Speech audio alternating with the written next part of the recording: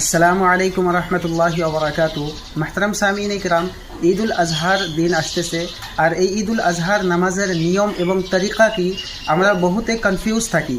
তাই আজকে এই ভিডিওর মাধ্যমে আমি আপনাদেরকে জানাইবো যে ঈদ উল আজহার নামাজের নিয়ত এবং তরতিব এবং তরিকা কি থাকবো। তো দেখেন, ঈদ উল আজহার নামাজ হইতেছে ওয়াজিব নামাজ। এর মধ্যে 6টা জায়েদ তাকবীর আছে, ওই 6টা জায়েদ তাকবীরকে বলা হয়। এবং তার নিয়ম, সর্বপ্রথম আমরা নিয়ত করবো কীরকম করি।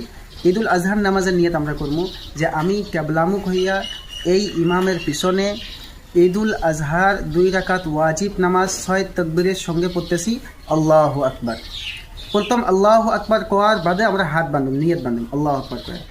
এর বাদে আমরা কি করবো, সানা পড়বো সুবহানাকা আল্লাহুম্মা ওয়া বিহামদিকা ওয়া তাবারাকা ইসমুকা ওয়া তাআলা জাদ্দুকা ওয়া লা ইলাহা গায়রুক। এর বাদে আমরা আবার আল্লাহু আকবার কয়া হাত ছাড়ি দেব। দ্বিতীয়বার আবার আল্লাহু আকবার কয়া হাত ছাড়ি দেব।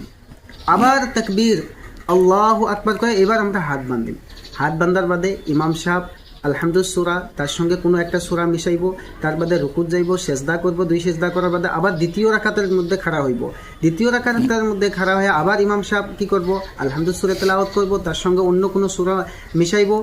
এর বাদে রুকুত যাওয়ার আগে আবার 3টা নতুন করে জায়েদ তাকবীর আছে। ইমাম সাহেব কি করব, আল্লাহু আকবার কয়া সবাই হাত ছাড়ি দেওয়া লাগবে। দ্বিতীয়বার আল্লাহু আকবার কয়া আবার হাত ছাড়ি দেওয়া লাগবে। তৃতীয়বার আবার আল্লাহু আকবার কয়া আবার হাত ছাড়ি দেওয়া লাগবে। 4 নম্বর তাকবীরে আল্লাহু আকবার কয়া এবার রুকুর মধ্যে, এবার আর হাত উঠানি না, এবার ডাইরেক্ট রুকুর মধ্যে চলে যাইব।